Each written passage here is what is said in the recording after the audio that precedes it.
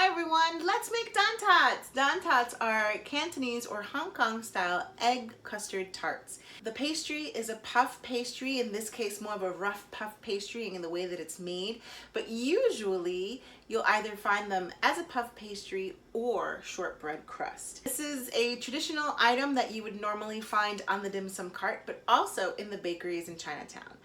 Now, if you've been with us on tour, you know that we sample this from a place called Lung Moon Bakery, and we cannot wait to go back. But in the meantime, we're gonna make our own.